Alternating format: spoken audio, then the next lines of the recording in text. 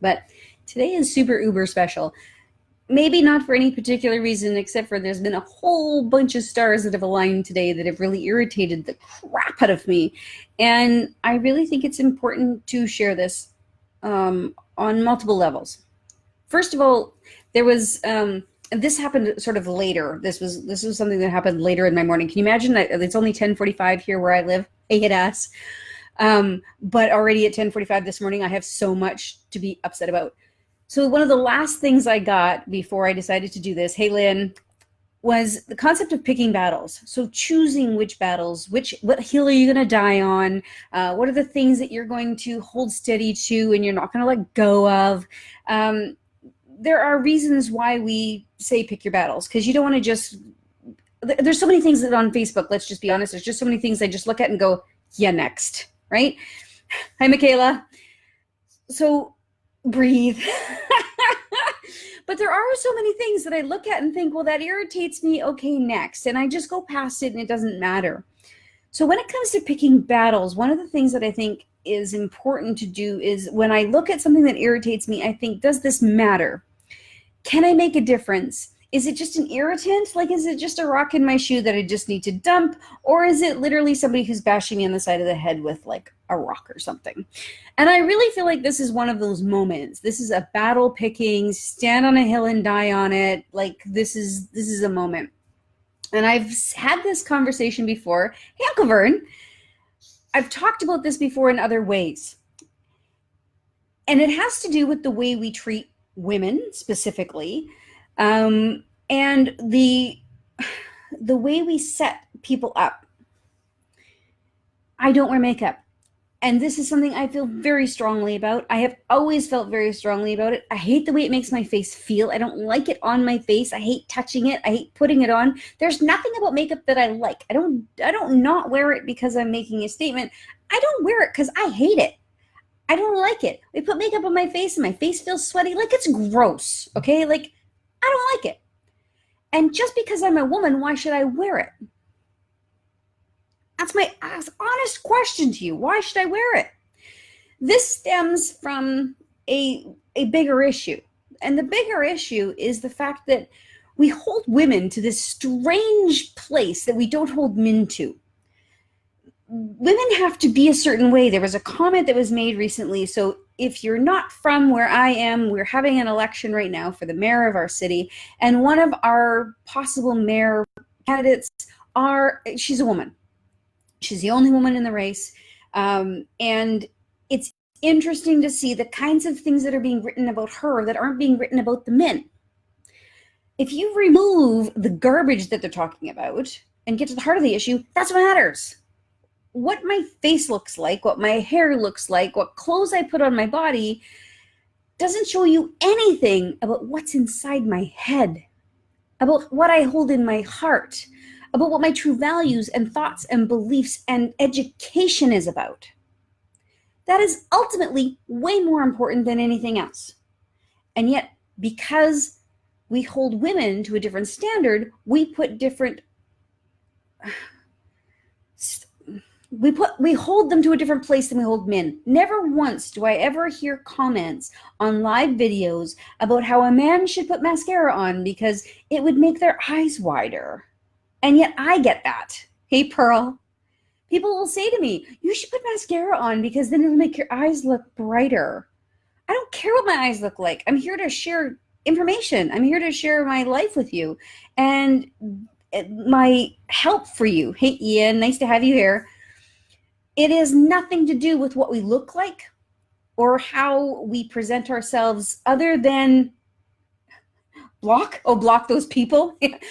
There was a lady who I used to follow a lot on Periscope, actually, and she used to say, yeah, you're going to the block party. Go have fun in the block party. For me, it's sometimes it's just an education piece. Like sometimes the people will say that they're well-meaning. They're not trying to be, hey, Amethyst, they're not trying to be rude and they're not trying to be disrespectful. They really believe that if I, as a woman, put on makeup, that I would somehow be more presentable and I could make more money, and it's just bullshit. I also think that we're living in a really strange place right now. You spend time on Facebook, and Facebook as it is very censored. So your news feed, they aren't my audience. No, that's not the point. The point isn't about who I'm selling to, like that. This has nothing to do with that. It has everything to do with how we're raising our human beings in our world, and it's how we interact with each other. The fact that another woman will tell another woman that she should change her appearance, and like, this is crap that's getting slung during an election. I think that we're dumbing down ourselves, and we just shouldn't. We spend a lot of time on Facebook. Typically, a lot of people spend a lot of time on Facebook, and Facebook is very, very censored. We live in a very censored place here on Facebook. People get butt hurt real quick here on Facebook. If you say something wrong, you're going to get called out on it. Yeah, and Hadass, great. I'm glad you like makeup. There's lots of people who do. I have a daughter who loves makeup. And great, if you enjoy it and if you do it for yourself, then that's different than making sure you put on a mask for somebody else. To me, that's different. There's guys who like makeup too, and all of the power to them. If they choose to wear it, then good for you. But the point here is that we live in a place, specifically on Facebook, where we are very, very sheltered, and people get really, really butthurt if you don't say the right things, or if you happen to step out of line. Miss a meeting because you have a cold, you're a bad businesswoman. That's correct. A man can go to the hospital because of the sniffles and he's toughing it out. Women can do everything men can do, plus all those woman things like running families. The point is that women and men bring different things to the table. We both have, regardless, and here now, let's start off at the very beginning of my day. Today is like pronoun day. I am all for whoever you want to be. Be who you want to be. Do you want to be male, female? Do you want to be some other gender? Whatever it is you choose to be a good human being. Can we be good human beings? Can we do good for each other? That is what I'm talking about, is about being good human beings for and with each other and supporting each other, not putting things out there to make other people feel bad because you don't feel good enough about yourself, so you're gonna make somebody else feel bad. This is not what we are here for. We're here to support each other. And in a world where we have been, as women, we have been trying for a long time to be seen as equals, then we've been working, we're not there, and we haven't been there yet. We're getting to a point where people are starting to recognize us. We're allowed to vote. We're allowed to have an opinion. Amethyst is listening while she's doing her makeup. I love it. And Lynn, you're right. If a woman runs a household, that's just her job, and a guy does it, he's a hero.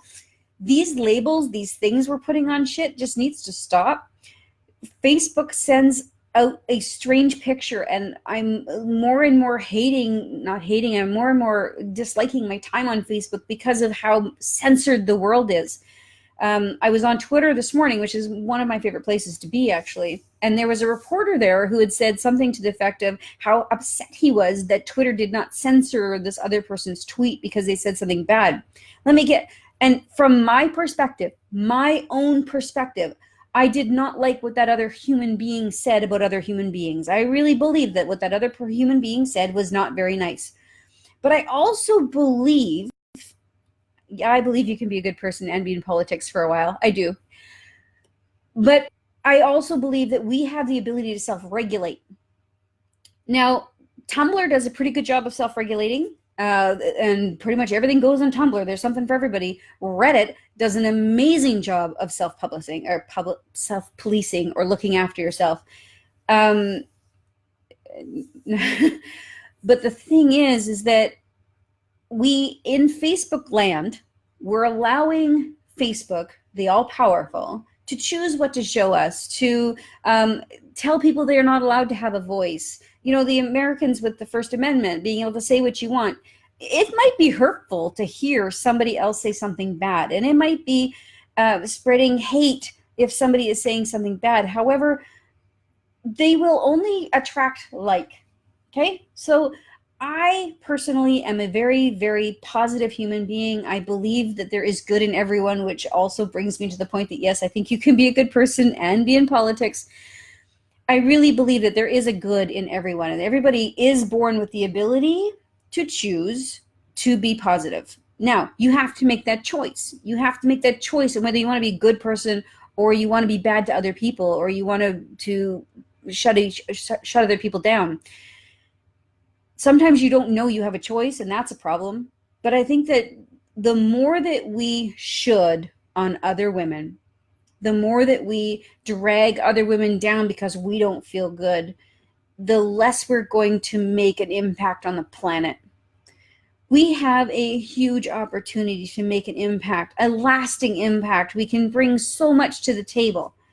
But if we're going to shun somebody, and the comment that irritated me the most, I think the comment that really pushed this over the edge today, was that there was a woman who commented on the female politician and said she should change her hair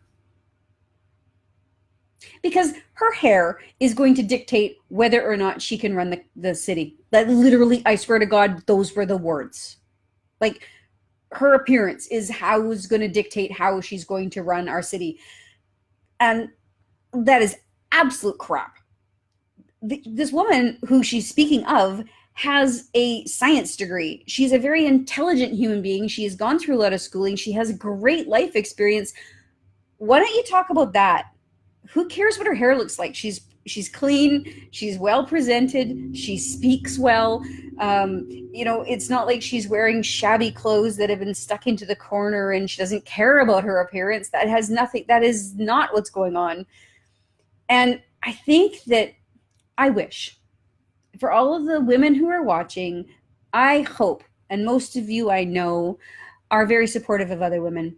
The men who are watching, I hope that you continue to be supportive of the women around you as well. We need to support each other in who we choose to be. And as long as we are respecting each other and caring for each other, then I think that is where our method of conversation should be. If I mistreat somebody, if I don't provide great service to my clients, if I do something that is not a good thing for somebody else, then please tell me, call me out on it, let me know. But if I'm not wearing makeup, keep it to yourself. Really, I don't need it. It's all good. When it comes to appearances, I mean, if you have somebody in your life who needs some hygiene stuff, like if there's something going on that way, it's a tough conversation. I get it, but that's a private conversation. It's something that can be addressed privately, and you can help them with that sort of thing. But when you're talking about just an outward appearance, like putting a mask on, and here it's funny because it's Halloween right now, right? So we are putting masks on for Halloween. But I don't think that we need to stand behind a mask to be powerful. You are beautiful, amazing, fantastic, incredible. You have a mind that nobody else has. The experiences you bring to the table matter. And all of those things matter way more than the clothes you put on your body, how you do your hair, and whether or not you choose to put makeup on. Amethyst says, I mean, did you not know that you were making makeup? Exactly, right? Like, I had no clue that I forgot to put it on before I went live. I'm just saying. At the end of the day, it's all about our intentions and who we surround ourselves with. And if you have somebody in your crowd who is not following the intentions that you would like, thank you, Pearl, I appreciate it. Then you can have conversations about intention. You can have conversations about human rights, have conversations about how you interact with each other in the world. And for those of you who are spending the majority of your time on Facebook, I implore you, go spend some time somewhere else. I mean, the real life is a great place too. Like, don't get me wrong, getting out there in real life and spending time with real people, having actual conversations face to face is eye-opening. You can have great conversations with people who have different views than you, and maybe you'll have a change of heart. Maybe they'll have a change of heart. This is what makes humanity and humans real people. But if you don't want to go into real life, but you want to spend more time on social media, then go check out Twitter, go check out Tumblr, and if you dare, go check out Reddit. Get some more views in your world. Get some more ideas flowing through your mind. Expand your ideas. Read a book. Like, get out there and spend some time with other people so that you can get that. As much as this is a woman thing right now, the perception of how the politician looks, woman or man, and the ability to be a good politician is not something new. No, it's totally true that it's not something new, but I think that it's where it's directed and how it's directed and how it's used. It floors me that we think nothing of discussing that about a woman, where we don't really discuss it about men very often. And I would say that, if anything, there was a debate that happened that was live on TV, and there were no comments about some of the men that really could have been made, that had to do with appearance. So I think that as a human being, I would rather us support each other. I don't care whether you're a man, a woman, whatever other gender you happen to be, where you fall in any of those lines. I'm here to support great people. I'm here to support people who are amazing, who have great hearts, who are in it for the right reasons, and who really want to make a difference in the world. Those are my people. And I'm so grateful that so many of you who are my people showed up here today to support me in my rant. And I don't know if I feel better about the fact that I had the rant, but I really hope that somebody takes the time to go hang out another platform for a little while. Go check out something that's going on somewhere else, because the world that we live in on Facebook is not reality. It is not the real world. It is so censored. There's so many things you don't see. There are so many things that happen that you are completely unaware of, and it's all because the Facebook algorithm just isn't going to show it to you. So, I mean, if you want some tips on how to actually see other people's feeds, let me know.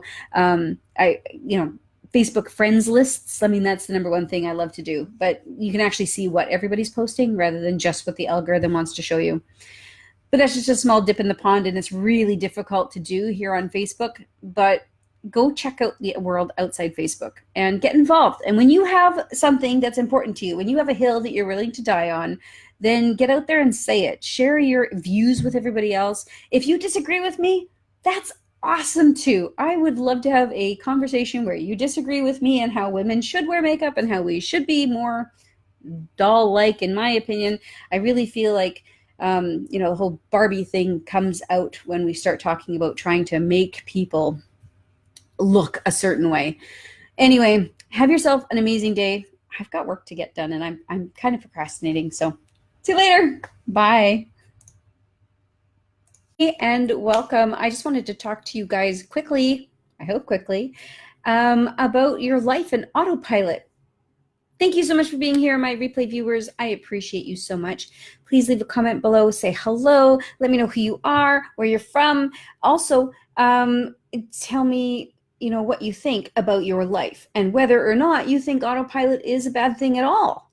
Because some people think that living on autopilot sucks. Hey, hi, I see somebody's watching. Say hello, please. Let me know what you think. Is autopilot a bad thing, or is it a good thing? Do you have maybe a specific idea of what autopilot is like for you? But from my perspective, I want you to know that some parts of life being on autopilot is actually helpful, right? Did you know that?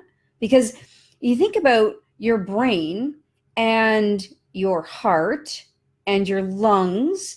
Like, what do you think is actually making the heart and the lungs work? I mean, your brain is on autopilot, is it not?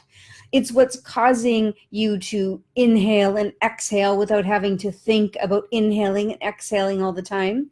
Your digestive system works completely on autopilot. You don't have to think, geez, I just ate something. I really need to digest that. I wonder if I should squish that. Do I need more juices in my stomach to make that happen? I mean, autopilot can be quite damn amazing. Let's just be honest.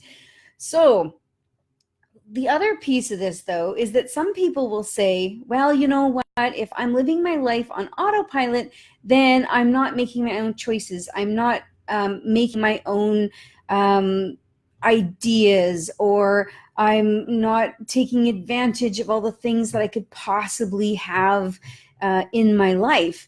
And here's what I want to say to that. is that that's not true. Because even living on autopilot, even living your life in a way that you're allowing your life to happen, you have already made the choices that have brought you here. Like mind-blowing? Come on, tell me, is that mind-blowing for you? That you've already made the choices up till now that has allowed you to live on autopilot.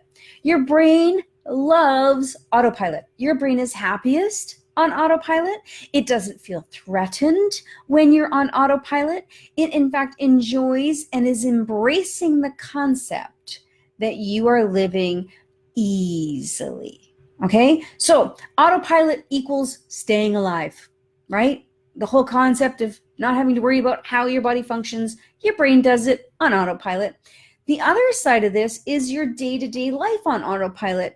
These are your, does anybody know? Like what causes you to continue to do the things you do on a regular basis? Anybody? It's habits, right? The habits that we have in place in our life right now, those are the things that are driving everything we do all day long. You don't have to think about a lot of things that you do in your life, and your brain is happy about that. The habits that you create throughout your, up till now, everything that you've created from wherever you were until you are today, those habits are allowing you to function without having to put a lot of stress into it. The more you have to think, the more your brain thinks, okay, that you are in fight or flight. The fact that the brain has to work hard at something makes it think, oh, something's different. Uh-oh, there's a change. Uh-oh, there's a problem. Habits allow our brains to function in a calm place, allow us to function in a way that allows us to function easily. So think about that. The habits that you have. I'd love you to tell me here in the comments, type 1 if you love all of your habits. And put 2 if there's some habits you really could do without. And 3, like throw the baby out with the bathwater. I need to start over. I hate all my habits. Let me know. So 1 is I love all my habits. Number 2 is there's some tweaking that needs to be done with those habits. And 3 is like I'm out. Like let's just start from scratch. So let me know in the comments. That'd be awesome. There's very few people that I have come across who would say, yeah, totally, I've got all of my ducks in a row. Every single habit is working for me. Most people will get to a point where they feel that way, and then they're like, oh, wait a second, there's something else needs tweaking, and then this needs to be moving in a different direction. So one of the things that people look at is how they're spending their time. What are they doing with their time? Are they generating what they want in their lives? So it depends. Think about relationships, emotions, your job, all of the things that your life encompasses. They look at that, and when there's some kind of feeling like something's not right, they start to try and figure out they can change, what's wrong, right? And those are the habits, actually, the habits that we create. If you think about being in a job, for example, or in a business situation where you're unhappy, something's not fitting right, and you want out. I'm going to get a new job. I'm going to start a new business. The direction I'm in my business, I'm going to change. All of those things, those are coming up because we're feeling uncomfortable with what's happening in our current environment, our current situation. So when you're sitting there feeling that way, sometimes a change isn't what you need. Sometimes it's just honoring where you are, looking at those situations and truly looking at what is it that's happening in those moments? How am I feeling in these moments? And which pieces of those things are feeling different ways for me? So in every situation, let's go back to the job. Most of us have had a job. Most of us have had a job we've hated, so we can kind of all relate to that one. But let's say, for example, you have a job. You hate your job. When you go to work in the morning, you just wish you were sick. Let's be honest. It happens. You just wish, oh my God, I wish I was sick because then I could call in and I wouldn't have to go to work. Because you're in a place where you hate your job. So this can happen in any other place in your life. But let's just use this as an example. It might not be that you hate the place you're going to. It might not be that you hate the work you're doing, but maybe you hate somebody in the building. And hate's a really strong word. I appreciate that. But let's say, for example, that somebody is creating a situation in your workplace that's uneasy for you, and that particular situation is uncomfortable for you. That can taint the entire thing. Your brain just goes, oh, I hate work. It's not necessarily that you hate work. You might actually love doing the job that you do. You might love most of the people that you work with. You might even like the building that you're going to, or the way that you spend time with the people in the building. So it's about really looking at the whole picture and then taking each particular piece and thinking and feeling into each particular piece. Same as your business and your family life and what you've created. A lot of people who I work with will actually say to me, even before they start working with me, they'll say, I don't really want to make a bunch of changes, because if I make a bunch of changes, people are going to be upset. And I don't want to upset people. I just want everybody around me to be happy. But it's not about making a whole bunch of changes, right? So remember I talked like 1, 2, and 3, like you love all your habits, or you've got some habits to tweak, or number 3 was like throw the baby out with the bathwater and I just need to change everything. A lot of times we think we're number 3. A lot of times we get upset and we're like, oh my God, I just need to call it quits, erase everything and start over. But realistically speaking, that's not where you need to be. You need somebody to help you figure out what parts of the things that aren't working for you. So number 2 is where we most likely sit when we're uncomfortable. It's what are the pieces that we need to look at? What are the things that we can change that will make things happy for us? And it's not about upsetting the entire apple cart. It's not about saying everything needs to change, but there's a few tweaks that need to happen. Sometimes that means a change of job, sure. And sometimes that means a change of business, 100%. I mean, I don't do computer fixing anymore. That used to be my thing. Years ago when I started my business, I would help you fix your computer, and I would rerun cables, and I would do all the diagnosing for your computers. I don't do that anymore. So yes, I've made changes and directions have changed, but it wasn't overnight, and it certainly wasn't instant. These things all take time, and it's about reevaluating who you are and where you are today. But not only where you are today, where you want to go. Where is that next step for you? Where is that direction that you want to head in? And you got to know where you want to go, and then you can start to think about what habits you need to change or you'd like to change. You don't have to do anything, but you look at where you want to go and who you want to be and what you want to achieve and how you want to represent yourself in this world and what lessons you want to share with your family and your friends and the people you work with. What is it that you want to do and where do you want to go? Now you can start looking at the habits that you have in your life. Now you can start to think about what habits I can change inside my own existence. And you know what? I don't know about you, but a lot of people, including myself, habits are really hard to change. And the reason why they're hard to change is because, remember I talked about earlier, the brain loves autopilot. The brain loves to just do. Oh, that's my program? Fantastic, I'm going to run it. It's kind of like a computer. You run a program and you're happy. Think about the last time you updated your computer. Maybe for those of you who are Windows users, and we had to go from different platforms, and the changes that happened, and sometimes there were glitches, and the printers wouldn't work when we went to 7. They worked fine when we went to 8, or 10, sorry, but they worked fine in 7, and all the rest of that stuff. So when you make a change to the programming that's going on in your head, your brain really wants to fight against it because it was happy with that program. It knew what to do. It knew when to do it. It knew how to happen. It knew what things it needed to do. But when you want to make a change, your brain is going to say, literally, sweet, I'm out. Like, no, you can't do this. I'm happy with that. You convince it to make some changes. You try the changes and things start to fall apart. It's not bad. This is great, because now when you get to this place where you're starting to make changes and it starts to get uncomfortable, you know that you're starting to break down the old habits. This is where the magic starts to happen. You have to break those old habits in order to get new ones. And they used to say that it would take 21 days to break a habit. I'll tell you, it's longer. It's way longer than that. I don't know what research they're coming across. I think maybe it's 21 days before you start to see breaks in the fissures of the habits, perhaps. but you need to actually do it consistently for longer than 21 days in order for you to get through that habit and to start to build new ones. And once you build a new habit, you start to grow that new habit. Now that's where the money shot is, because when you start to build a new habit, now you're recreating a program inside your brain, and your brain can now recognize it and say, okay, this is my new existence. Fantastic. And it becomes really easy for you then to be in that place. And you look back 3-6 months later and you're like, wow, I can't believe it was so hard for me to do XYZ, because now it's like easy. So where is that a situation that's happened in your life where you've looked at something and said, I need to make a change, and you worked hard at it, you worked really hard at it, and then you look back 3-6 months, maybe even a year later, and you're like, wow, that's fantastic. It's so much easier than it used to be. One of my recent moments, it's about 2 years ago now, I decided that I was going to make some serious changes to the way I ate. And I was doing it because I wanted to be healthy, not because I wanted to lose weight, although that was a fantastic side effect.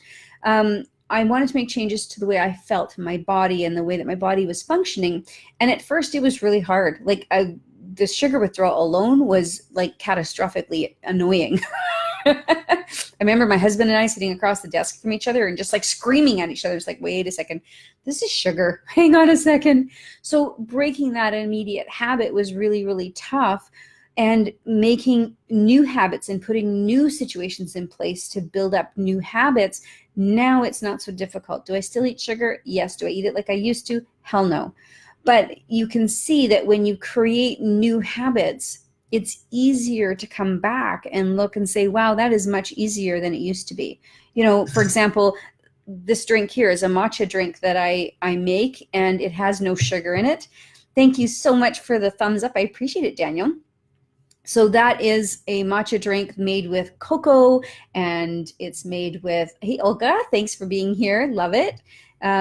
It's made with cocoa and coconut milk and stevia. So it's completely different than anything I would have ever drank 2 years ago. But now it's sort of like a habit, right? That habit, I can just go and create it, and I don't even have to think about it anymore, instead of, eating the sugar-filled hot cocoa that I used to drink. So your habits that you have are allowing you to live on autopilot. And in my opinion, autopilot's beautiful. It allows your brain to relax. You get to live in a more serene environment. And if you build up your habits so that they support your end goal, this is the thing, supporting the end goal of where you want to go. Build your habits so they support that. And then living on autopilot is amazing. That's my message for you today, is that autopilot can be amazing if you choose the habits carefully that you want to have in your life. And then when you do that, now you'll be able to see, oh, look at this. I've got all these autopilot's not bad. Oh, I didn't see any of these comments. This is so hilarious. I'm so glad you stuck around, even though I wasn't even talking back to you with these comments. Facebook was hiding them from me. Oh my God. I know you don't want to be predictable, Pearl, but it's not just about being predictable. That's not what autopilot's about. Because the things that happen inside your, yes, no choice is also a choice, but the things that happen inside your world, the actions that you take, the way you walk to work. There's only so many ways you can walk to work, Pearl, and you're going to take certain avenues. When you take that particular walkway, that is a bit of a habit, right? And I know, Pearl, you've got your dog. When you take your dog for a walk, it's possible that you take similar routes every time. And yes, autopilot is fantastic for the basics. And David, you said that autopilot working 9 to 5 is a great way. And that is somebody else's autopilot. Okay, let's get that clear.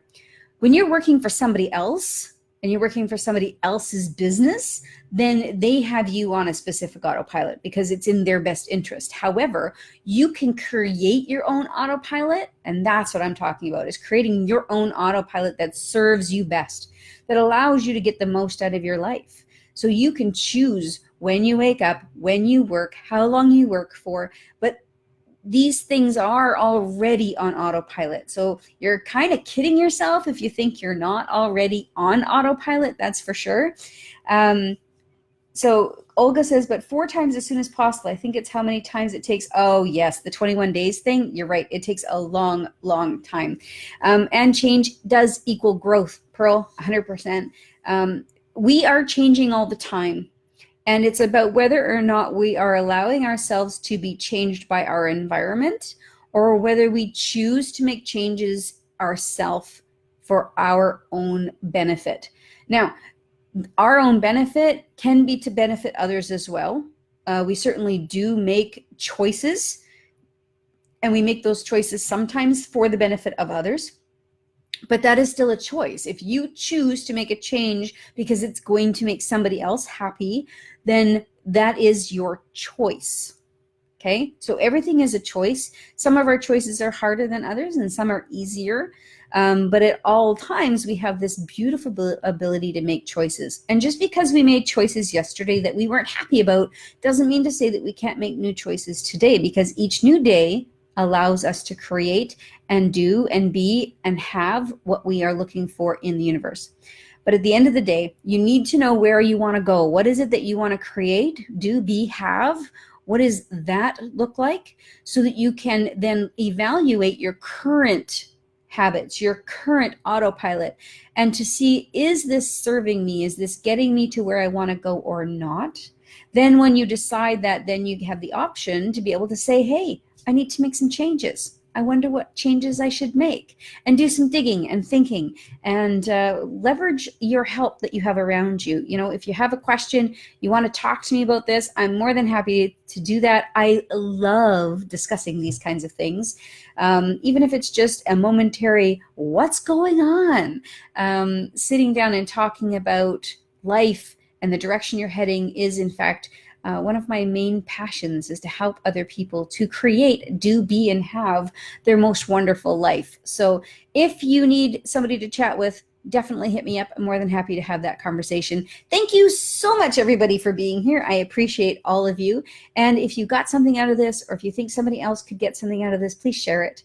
And thank you so much for all your thumbs up to your hearts, the smiley faces, and all of your comments. I'll talk to you later. Bye now.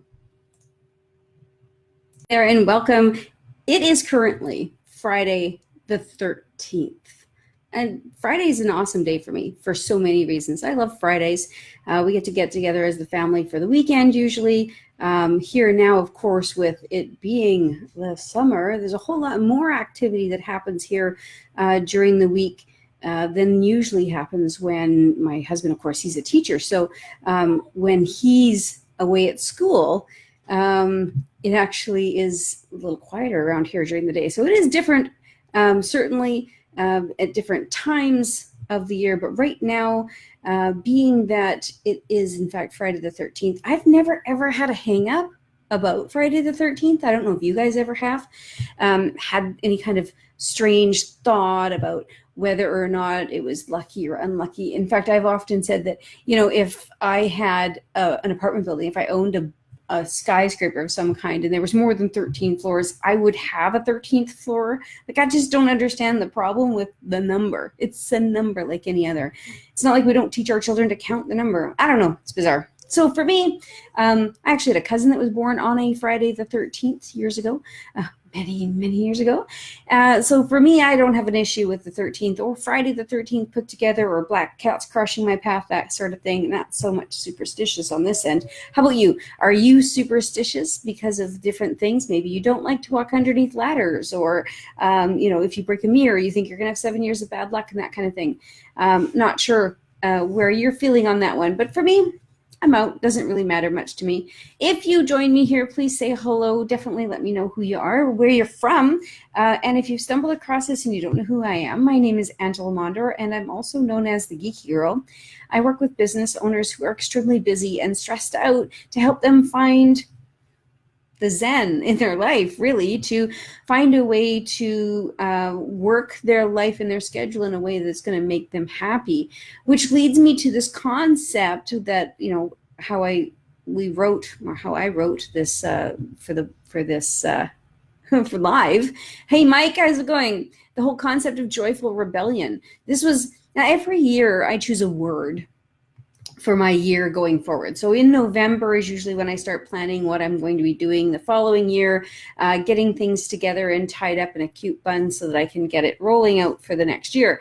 And this year, 2018, was really interesting. In 2017, I actually picked 2 words, and I usually only pick one, but this year it was a joyful rebellion. I really felt called to have this conversation and to surround my life around being joyful and finding ways that I could stand up against the norm and be more joyful, to let people know that there is actually a way to be joyful even with all the crazy around them.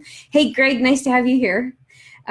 So in this spirit of being joyfully rebellious, one of those things is literally to think of different ways how you can react to situations. When, what is your default, right? I know years ago, my default used to be like anger and frustration. And I used to just get so irritated when things didn't turn my way, or when things popped up that were unexpected. And my first reaction was to just be like so pissed off about the whole thing. And so, I've learned different ways to handle these situations. And now something new comes up or something happens and I'm not really sure what's going on. My first response is not irritation and anger and frustration. 9 times out of 10, my first response is to step back and go, okay, so what's actually happening here? Does it have anything to do with me or not? Is this really something I need to be spending time with? And there's a lot of different lessons I've learned throughout the years that have helped me to come to this place. It's not something that happens overnight. You see what I'm doing right now and you're like, oh, I wish my life was a little bit more like this, or I wish, right? It's not about wishing, it's about planning, it's about creating, it's about first deciding what it is you want, but then figuring out how you can make it happen. And sometimes it's baby steps. So I was talking to a friend, probably about 5 years ago, about this thing that was going on in my life. And they said, well, is that something that's for you? And I went, well, what are you talking about? Like, it's irritating me, it's frustrating me, it's causing me pain and problems. Maybe it was longer than 5 years ago. As you get older, this time thing just gets a little crazy, doesn't it? But so she was saying to me, well, this might not even be for you. Like, maybe you're being triggered or reacting to something that doesn't have anything to do with you. And that made me sort of think of it for a moment. And I'm like, I don't even know what you're talking about. And then years later, hearing my friend's voice a few times. Have you ever had that happen where you're talking to somebody, they give you an idea or thought, and then you sort of brush it off, and then it reoccurs in your life later, and you literally hear your friend or your mentor's voice going, you should think about it this way, or maybe you want to look at it that way. So I had that, so I had the same situation show up, and then her voice showed up in my mind, and it was, is this really for you? Is this something that is yours? So to be able to look at a situation and go, that's not really for me. You think about a lot of things that are going on in the world right now. There's a lot of things we have zero control over, like zero. There's some things where we have like a minute bit of control over.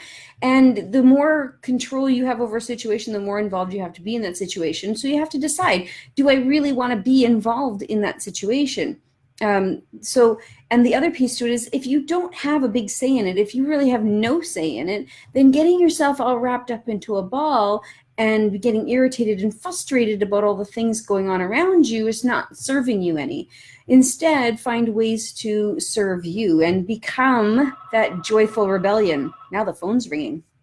So in this concept of joyful rebellion, the rebellion itself, I like the concept of being rebellious. I like to be able to say, I think like, I don't necessarily think like other people, or I like to try and think outside the box. And to me, thinking outside the box is a bit of a rebellious way to do it. You've probably heard people say that before. They're like, oh, just think outside the box, or we'll get better results if we think outside the box. And that's just a much nicer PC way of saying rebellion. Because in order for there to be change in the world, we have to rebel against something, in my opinion. And rebellion doesn't have to be violent and angry, and it doesn't have to be about killing and hurting or anything like that. But it really is just a resistance. There's a resistance that's happening. And so if you can resist the status quo of how you're supposed to be behaving or you're supposed to be doing whatever it is, you think about ways that you can resist what your story has been told your whole life. That's the other thing, because we have literally, hey Melanie, nice to have you here. We have literally been telling ourselves stories our entire lives. We carry these stories with us throughout our childhood and into our adulthood. And sometimes these stories come from ourselves, from our parents, their experiences we had that we thought it happened this way when really it didn't, but we thought it happened that way. And so therefore we tell ourselves a story about it. Or we have a teacher that tells us a story. There's lots of teacher stories actually coming up right now, which I think is really interesting. I don't know if any of you have had this happen to you, but seriously, in it must have been grade 10, I took a math class, and literally my math teacher at the end of the season, at the end of the class, she says, you can't do math and you're too stupid to take the next level of math. So instead of you doing the university entrance math, hey Ian, so instead of doing university entrance math for grade 11, you just need to go take the rubber room math. And so I believed her. And I took the basic math. I literally, I'm not even kidding, I skipped most of those classes, hardly showed up for them. I managed to get an A+. Clearly I was in the wrong course, but because she told me I was too stupid, then I couldn't do the math that she was teaching. There's no way. I believed her because she was my teacher. And then I literally just did as minimal math as possible to get out of high school. Then I had returned, hey Ian, I literally returned to a different school to do one semester's worth of work. And I thought, I'm going to take that university entrance grade 11 math. And I had a teacher who literally sat down with me. She walked through it with me and she went, I get it. You like to go around the park rather than through it. No problem. She taught me the way I needed to be taught, and I managed to get A+ in her class. So no, don't believe all the stories that you have A, been told, and B, that you tell yourself. I took math, old dumb, yeah, see, right? That dumb class in grade 11, I did that too. So you don't have to believe the stories that you've been told. Just because somebody tells you a story, whether it's your parents or yourself or somebody else, if somebody's telling you a story or you've told yourself a story, you don't have to believe it. In fact, you can change it. And that's the coolest part about our brains, is that we have literally the ability to change our lives, the trajectory of our lives, the people around us, in just the way we use this thing between our ears. We have huge amounts of power. You think about some of the experiment, you've probably seen some of these experiments come out even through Facebook. You watch videos and they're kind of funny, but there's some serious underlying value in what they're teaching us. There's one coming out right now where they pretend to burn somebody's arm with a match, but really they put an ice cube there. Now, scientists do say that ice, heat, like extreme heat and extreme cold, do tend to feel the same if you can't see them. But the idea here is that because that person psyched themselves up to believe that they were going to get burned by a match, when they felt the cold, they immediately thought they were being burnt by the match. So it is the power of your brain that allows you to choose things in your life. And it's not just as easy as that. I get it. I mean, yesterday was a ridiculously horrible day for me mentally. It was a really awful day. And you're going to have those days. Everybody does. And so you have two options. You can believe that your life is in fact as horrible as you think it is, or do what I did yesterday and I took a break. I got up, I went for a walk, I got away, I just went and did something else to get my mind into a better space. There's many different ways that you can deal with or change the way that you're thinking. And if you believe that everything that your brain tells you, then you're not leading yourself. You're not actually taking your own steps in your life. You're leading somebody else's life. So when something comes up and you feel, I don't like the way I'm dealing with this situation, or I don't like the way I'm talking to myself, or I don't like the outcome of what my week has become, then I encourage you to really look inside, really see what it is that listen to what you're telling yourself. And then ask yourself, if my friend said out loud to themselves what I'm saying to myself, would I be pissed off? Because I'll tell you what, when my friends, the people that I love, the people I care about, when they say things to themselves out loud, if they say, I'm stupid, I'm dumb, I'm fat, I'm ugly, you know, they're saying things out loud and they're like, oh my God, I'm so stupid. I can't believe I did da da da da. I'm one of the first people that are going to say, don't talk about my friend like that. Don't do that. I value my friend and I don't think my friend is stupid. So if you can start to do that for other people, if you can start to help other people to see how important it is that they listen to what they're saying, the words that are coming out of their mouths, then you'll start to really pay attention to the words that you're saying to yourself too. Treat yourself as good or better than you would other people on the planet, and you will get much further, and you get to walk in your own truth, you get to live your own life, and above all else, you get to change the stories you tell yourself. So if you still believe that that teacher was right and that you're stupid and you're dumb and you can't do math, is that really the truth? Is that something you really want to carry with you for the rest of your life? I don't. So thank you so much for joining me. I appreciate you guys being here. If you have questions, comments, if you want to talk about this further, more than happy to do that. And if you're not sure about what stories you're actually telling yourself, really pay attention to what you hear yourself saying. Ian says, who's the voice behind your negative self-talk? Who does it belong to? Is what I've learned. Oh, is what you've learned? Yeah.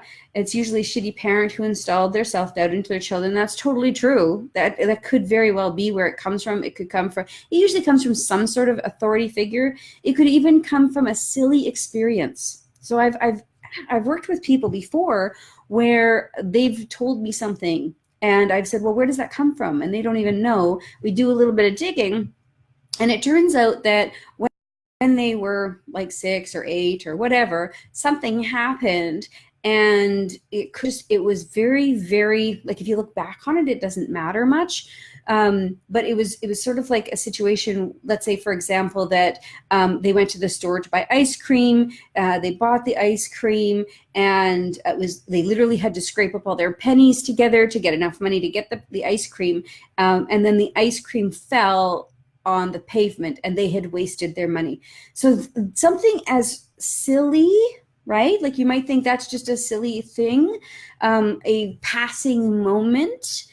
Then they realize that they've been telling themselves a story all along, that they better be really careful about when they spend their last penny. They need to really, really be careful, and they start to tighten their purse strings, and they're really, really careful about what they're doing with their money, and they're literally choking the life out of their money. So there's a lot of really, really cool things that we do to our own brains, the stories that we tell ourselves. And, it could be a very silly story that even you've forgotten. And it isn't until you start to talk about it, until you start to really explore it, whether you journal or talk to somebody about it, that you can do the digging and discover what it is, why that story is in fact present and important to you. And then you can really start to dig through it and go heal it. I've had things healed for myself as well, where it's literally a situation that I didn't even know about. And then I heard about it came out through conversation, and I literally went and verified it with a family member. I'm like, seriously, did this actually happen? And they're like, yeah. I'm like, well, that's silly that I hung on to that. So anyway, you're right, Ian. Sometimes it does belong to an authority figure. Sometimes it's something that they said that they didn't mean, like they didn't mean to be as harsh, right? I always say you're harsh and my mellow. But, especially with parents, face it, I've got 2 daughters. I'm sure I've screwed both of them up in several different ways. There's just no way around it, because we bring our own baggage to our parenting situations, and we can do the best we can. But there are times when parents say things that screw us up, and it's up to us to decide whether or not we're going to keep those things or whether we're going to let them go. And that's up to you. That's your choice. Do I keep that story, or do I let it go? I hope you have an amazing weekend, because it's Friday the 13th here. So we got a whole weekend coming up. I don't know what you guys have planned. Where I live, it's supposed to be kind of nice. So I'm going to look forward to having some fun. I'm spending time with friends and family, and I hope you get to do the same. See you guys next week. Bye now. Hey there and welcome. My name is Angela Mondor, and if you don't know who I am, maybe it's because you just stumbled across this somewhere. Maybe somebody shared it for me, and you happened to figure out that you wanted to hear more about what I'm going to talk about, because we're talking about finding joy in your life and how you can do that. So I am also known as the Geeky Girl. Thank you so much for being here. I appreciate all of you being here. Hey, David, nice to have you here live. If you are watching this on the replay, hello as well. And please share this out. If you find something that's going on here that you want to share with people, please share it so that other people can benefit as well. When we talk about joy, hello, David. The reason why I'm spending so much time on this at the moment is because there is so many people in the world who are just really unhappy. They're very, very unhappy with their lives. And sometimes from the outside, they look like they have the most amazing life on the planet. But inside, they're struggling. Inside, they're stressed and they're upset and they're worried and they have so many other things going on in their minds that it's not allowing them to live here in the moment. And living here in the moment is what brings us joy. And I searched for many years. I was looking for many different ways to find joy in my life. And there were a lot of things that stopped me, and it was all up here. I kept asking, I want joy. I want to receive joy. I want to know what it feels like to be joyful. I want to have more joy in my life. I kept saying these things over and over again, and yet I didn't self-realize this joy. One of the things that I noticed was that I was constantly on call for everybody. It didn't matter who the person was in my life. I was on constant call. So somebody would ask something, and like that, I was gone. I would drop everything I had going on at the moment, regardless of how much I cared about that particular thing or project or whatever it was I was working on. I would drop everything at like just a click of a button. I would drop everything and away I would go.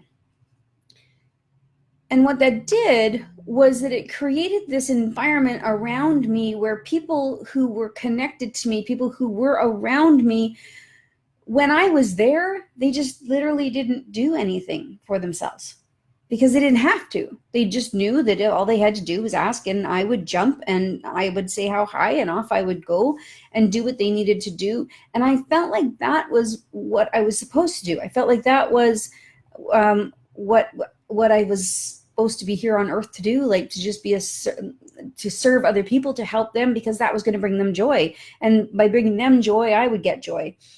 But what it turned out to be was that it didn't make me feel good. It certainly didn't fill my cup at all.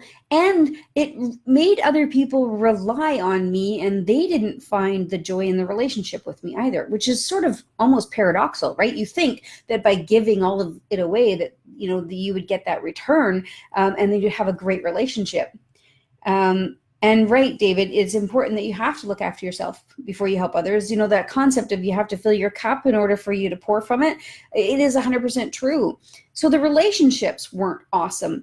And so I would want you to think about your life right now and some of the things that are going on in it, and what's happening with the relationships you have in your life, because where you spend your time matters. It's important for you to have self-time. It's important for you to put time into the projects that you want to do just simply because you want to do them. And it's important to put time into your business and your job and the things that bring money, but also you want to find joy in those moments as well. So it's not always where you choose to spend your time, but sometimes it's who you're allowing to control your time. That's a huge question. Who are you allowing to take over your time? Who are you allowing to choose how you spend the hours in your day that you have? So one of the things that came to mind as I was going through this process, as I was learning about myself and this whole project of finding joy, one of the things I realized was that I needed to create something that allowed me to still do the things I wanted to do, but didn't put myself at risk. And one of the things that I did do was I put boundaries around my time. And one of the first things I did when I was creating boundaries was I actually went and put time in my calendar, an hour a day that I would take for lunch. Sounds silly, right? Everybody else gets a lunch break. If you work corporately, if you have a job, you get a lunch break. It's 30 minutes, a half an hour, or an hour, or whatever it is that you're allotted for your work time. You get a lunch. And so as an entrepreneur, as somebody who's working, I wasn't taking lunch. I would just continually run. And let's be honest, when I was working corporately, I didn't take lunch either, because everybody else's needs came first. And so I would just keep eating and running and eating and working, and I was being the good employee. So I took this now and went, no, you know what? No more of this. I need to take some time out for Angela every day. And so I took my time from noon to 1, and I blocked off time in my calendar.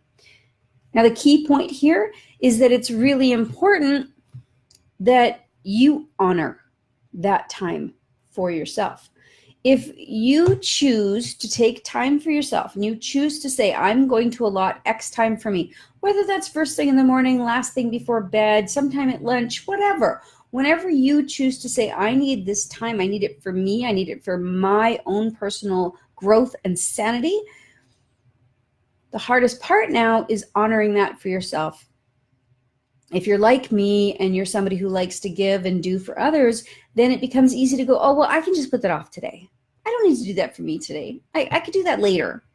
But in actual fact, what you're doing is you're self-sabotaging what you need to do in order for you to fill up your own cup and for you to build up the insides that you require in order to give to others. So that's important. Taking the moments that you say, I'm going to do this for me, and then honoring it. Don't let anything else take over that time slot. That's something you set aside for you. It's just as important for you to keep a date with yourself as it is for you to keep a date with a client or a customer or a coworker or a mentor. It's just as important, and it can be extremely powerful for you to take that time and set it aside for yourself, because you are important. And let's be honest, when I was going through all of that giving and no looking after myself, when I was going through that process, I wasn't really all that awesome to be around. I was cranky and irritated all the time. I was constantly overworked. I didn't get enough sleep. Do you see a pattern here? Because I wasn't looking after me and because I wasn't looking after my own happiness and my own sanity, I wasn't all that pleasant to be around. I could put on a good front if I had to, go out and do things or whatever. But to be honest, I was really short-tempered and I was irritated and I didn't like me. I mean, my family loves me, thank God. But I was irritated. I had a short temper. I certainly had moments where I just wanted to crawl into a hole. And it was because I didn't feel good. And I didn't realize that it was because I wasn't looking after me. So this is important, and I really, really hope that you look at your life. And if you're looking for joy right now in your life, if this is something that you are struggling with and you keep asking for more joy, you don't know what it feels like to be joyful, you don't understand how great it feels because you don't feel it on a regular basis, I encourage you to start thinking about how you can do things for yourself. It doesn't have to be an hour a day. It could be 10 minutes a day. Whatever that time period is for yourself, start putting some of that time aside because you're important. You have to look after you. So finding the joy in your life is actually all about finding the internal joy about you. What serves you? Keep that. What doesn't serve you? Delete it, replace it, change it. Find a way through the darkness and make a change. Now, sometimes we can't see those changes on the outside for ourselves. Sometimes we need somebody to help us through the darkness or help us find a new pathway because it just doesn't seem like there's any changes we can make. But there are ways that you can do that. You've got people around you, I'm sure, that are extremely supportive, that can help you out, that can listen to you, that can spend time with you to go through these things. I also have a free Facebook group where it is all about creating your own joyful life. So you're more than welcome to join that as well. I will put the link to that here in the comments. But if you're looking for a new way or any way through this darkness where you can actually come out the other side and find joy in your life, I encourage you to take the first step, which is to take some time for you. And some people meditate, some people read, some people take baths, some people walk, but find out what it is for you. What is that thing that you can do for yourself that fills you up? My husband, Robin, says, I made a list of 100 things that can make me happy, and I do at least one of them each day. That's fantastic. And I was on another video or another live stream earlier today, and the woman there was talking about how you should make a list of 10 things. And if you can't make a list of 10, then make a list of 20. I know that when I'm working with my clients, I will actually get them to make a list of 100 of all kinds of different things, depending on what it is they're struggling with. But it's interesting when you sit down and you start writing a list and you think, oh, this is really tough. And if you let go of the whole, this is really tough, I don't know, and you start just allowing yourself to write whatever, it's really, really easy to come up with 100 and then 200 and then 300. It's really easy at that point because you've let go of that inner voice that's keeping you stuck. So it's a fantastic suggestion to make a list of 100 things that make you happy. And if you're looking at a specific change, maybe there's something in your life, maybe you don't like your job, maybe you don't like the way your business is structured, maybe you're unhappy with a family member, whatever it is that's going on in your life, maybe you're looking for new love, or you're in a relationship and you're unhappy with it, but you're not sure why, make a list.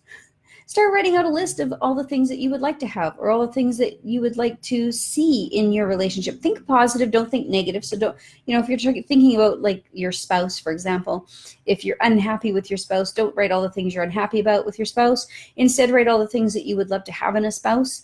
It allows you to see the things about your spouse that you love most. And you focus on those things. And same if you're looking for a spouse, concentrate on the things that you want in a spouse, the things that you're looking for in your spouse, your new job, whatever it is. Concentrate on those things. Be positive in the way that you're thinking about it, which I appreciate can be difficult. But if you're thinking negatively and if you're stuck in a negative and you're constantly thinking negative all the time and you can't think of a way to be positive, then I would suggest write down the negative thing, cross it out, and write the exact opposite right beside it. Okay, so then one at a time, write out the negative, cross it out, and write the positive right beside it. It'll help you get into a place where you can start thinking positively, where you can start to change the story that's going on in your head, because the story that goes on in your head is what brings you the most joy or pain a lot of times. But when you're looking at bringing more joy into your life, the number one thing I encourage you to do is to find time for you. It doesn't have to be lots. It doesn't have to be a bunch. It doesn't have to be every time. It doesn't have to be the exact same thing either. But bring some joy into your own life, even if it's just a little crumb, because a little bit of joy spreads quickly. So I encourage you, find somebody to talk to, spend some time with some positive people. If you want to talk about this further, if you don't want to talk about it publicly, certainly you can send me a private message. I'm more than happy to have a conversation. I would love to see more people live their lives from a place of joy, a place of abundance and happiness, a place of sheer love for waking up in the morning. There's so many people that wake up in the morning and they just wish they were sick so they wouldn't have to face the day. That's no way to live, in my opinion. If you're with me on that, if you believe that, if you want more joy and abundance and happiness, if you want to wake up and go, oh my God, I'm so glad I'm alive, then certainly send me a message. I'm more than happy to talk about it. I hope you have a fantastic day, and I look forward to talking to you tomorrow. Bye now. Hi there, and welcome. I am glad you're here, and you are, in fact, watching the replay at this particular moment if you're seeing this part of the video. So I appreciate it if you like what you hear, if you think that there's other people maybe who need to hear what we're talking about today, if you could share this. I want to do some real talk with you today, something that's, look at that, some serious real talk about some of the stuff that you are carrying right now in your life. And that is something we don't notice. It's something we don't see, the baggage we carry. We don't realize what's happening in our own existence. until it's pointed out, or until something isn't working, until there's something that needs to happen or change, or until something needs to evolve. And so if you're here watching this right now, say hi, let me know who you are. It'd be awesome to chat with you. But if you've witnessed this in your lifetime, where you've moved through a situation and then realized that it's not serving you anymore, your thoughts aren't working for you, what you know, your stories, you learn something new, and the baggage that you're holding on to is not serving you anymore.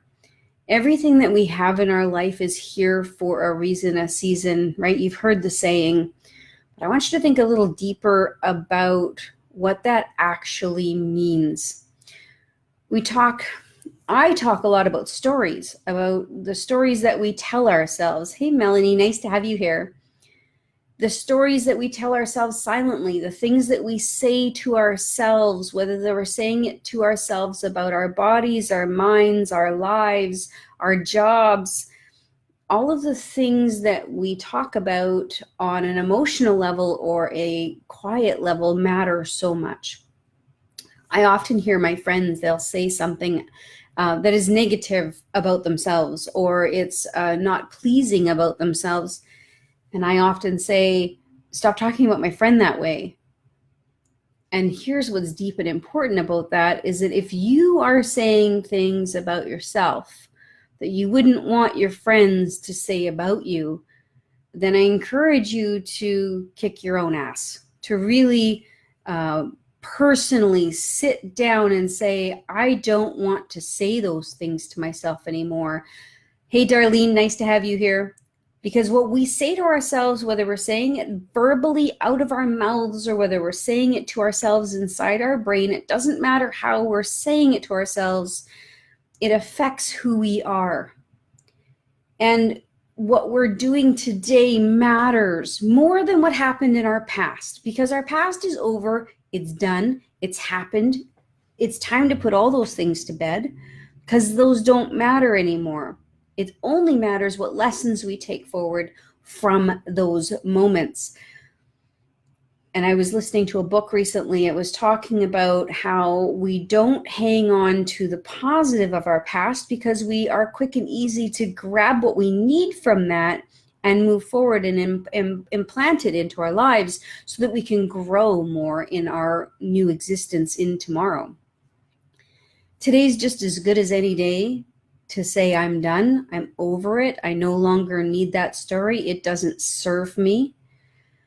And if you're looking at your life right now and you're like, I think, I wish, I hope, I wish, I want, and you think I can't have, or that's just a dream, there's no way I could possibly get to that next place, I wish I could, but I've already planted all these seeds and these are the things I have to live with, you're lying to yourself. It's harsh, I know, but it's 100% true. You're lying to yourself to keep you in the place that you're at. And that's okay, because the place where you're at currently is serving you on some level, but what level is it serving you? At what point are you done being here? You want to go there. Your soul's telling you that you want to move forward. You have other dreams, hopes, desires. There's places you want to move to, but you're here right now. And why is that? Why is it? Hey there, how are you? Very nice to have you here. Why are you here? What is it that is happening in your life right now that is currently serving you from a story perspective? Sometimes it keeps you safe. Sometimes what's happening in your life and the stories you're telling yourself are keeping you safe, so you don't have to think outside the box, so you don't have to take the risk of making that next step so that you can go forward and do something completely different, because that's unknown. What's happening next is unknown.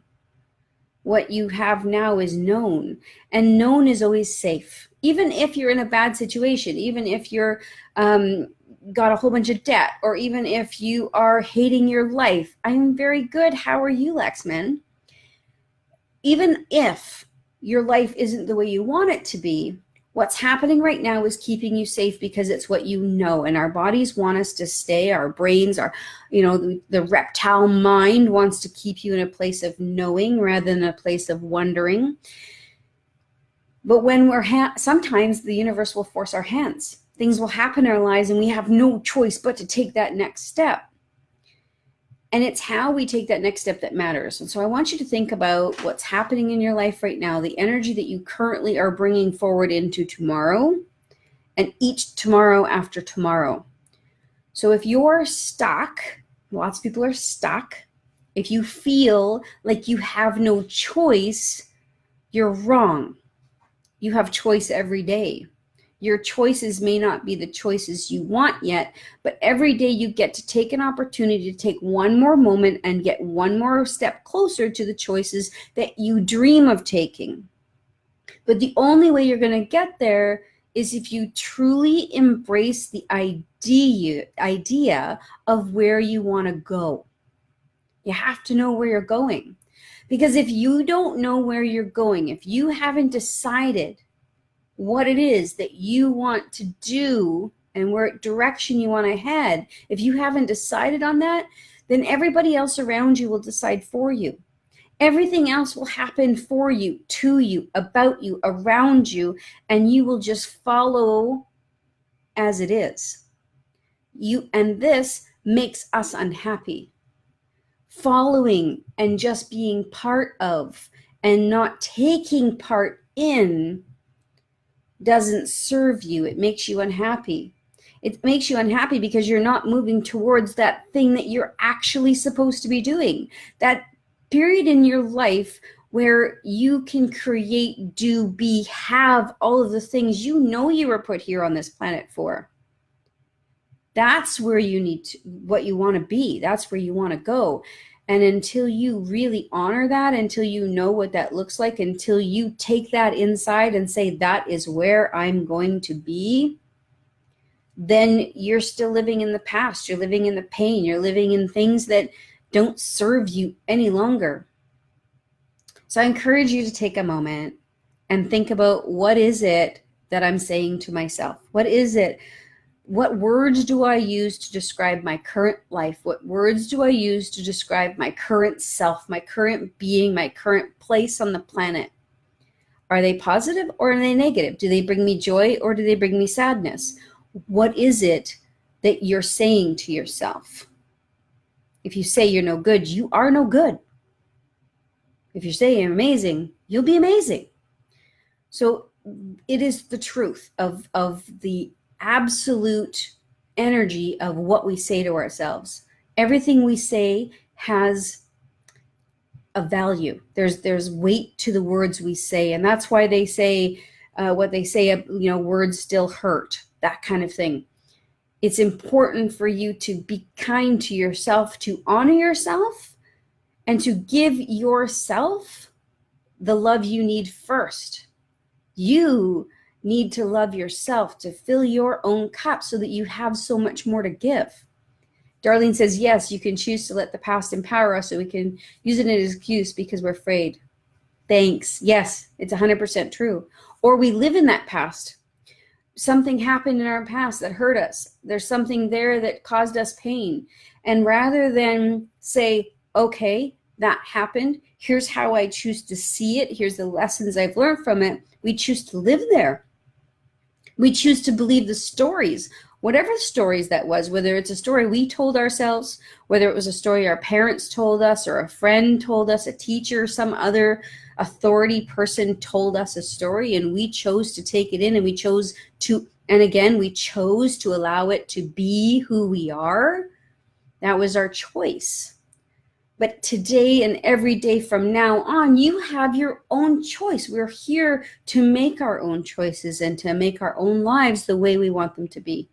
So I encourage you to embrace the fact that you have a choice.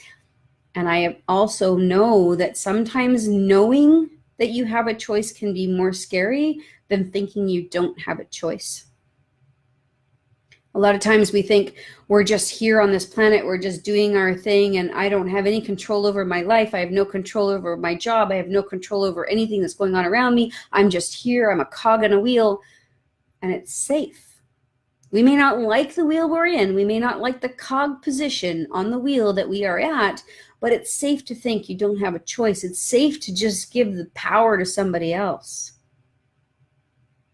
And the minute we decide that we have a choice, the minute we say, I do have a choice on whether or not my life is good, or whether I choose to be in the position I'm currently in, or I choose to change the direction and trajectory of my life, that alone is scary for some people. And if you're in that place where it's scary, that's okay. Just know you're not alone. Taking your own power and choosing to build the life of your dreams will be a scary thing for some people, but I'll tell you what, I honestly promise you, if you choose to make that choice, if you choose to make a difference in your own life, and if you choose to really pay attention to the baggage you're carrying with you into tomorrow, if you choose to make that change, you will love your life more. There's no way around it. You will love your life more. And that is where I'd love you to consider growing to. This may not resonate with you right now. You may hear this and think, I don't know, that's kind of nice, Ange, but I'm not really sure if that's really true. I've lived my life this way, blah, blah, blah. That's your story. That's your choice, and that's your story, and that's fine. My choice, my story is different, and I have worked and helped other people see different other stories that could possibly come out of a different way of looking at the planet. I'm here to help people see joy. I'm here to help people find new ways to live the lives of their dreams, to not be stuck in those old stories, to get out of those old horrible places that they continue to stay stuck in because it's safe.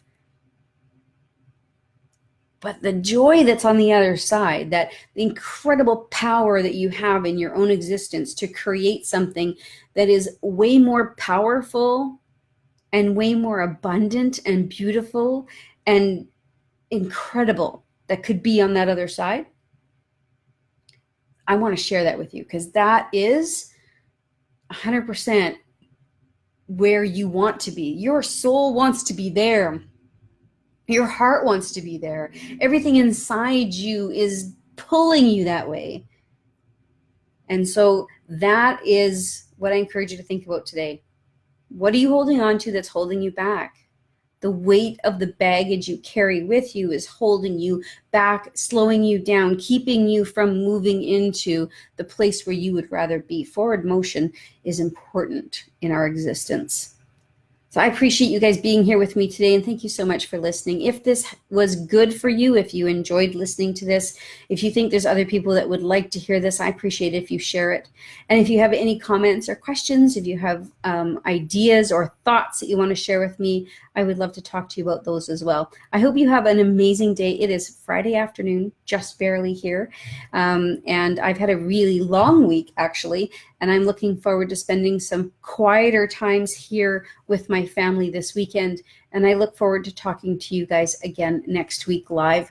So have a fantastic weekend. Enjoy your time with your family. Please take some time for yourself to be present with yourself and listen to the stories that you tell yourself. Start listening to the words that you're using for yourself and how you see yourself in the world. Have an amazing day.